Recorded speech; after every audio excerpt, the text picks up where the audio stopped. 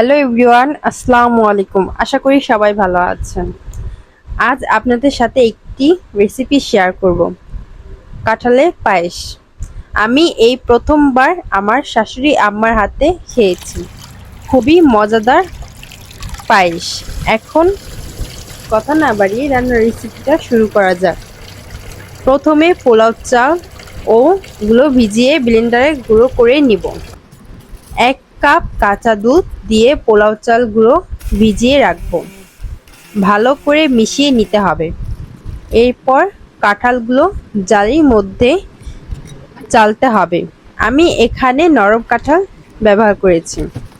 কাঁঠালের রসগুলো বের করে নিতে হবে। এরপর চুলায় দুধ চাল দিব। এর মধ্যে একটি এলাচ ও গরম মশলা দিয়ে দিব। ভিজিয়ে রাখা পোলাও চাল এর মধ্যে ছেড়ে দিতে হবে। ভালো করে নাড়াচাড়ার উপর রাখতে হবে যাতে নিচে লেগে না যায়। সামান্য লবণ ও স্বাদ মতো চিনি দিয়ে দিব। এরপর কাঁঠালের রস দিয়ে ভালো করে নাড়াচাড়া দিতে হবে। চুলার থেকে নামিয়ে নিব। কাঁঠালের পায়েস রান্না আমার কমপ্লিট।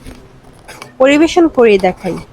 আমার মতো যারা এই প্রথমবার কাঁঠালের পায়েস খেয়েছেন এবং এখনো যারা খাননি, অবশ্যই কমেন্ট বক্সে জানাবেন। আর ভিডিওটা ভালো লাগলে অবশ্যই একটি লাইক, কমেন্ট, শেয়ার দিতে ভুলবেন না। খোদা হাফেজ।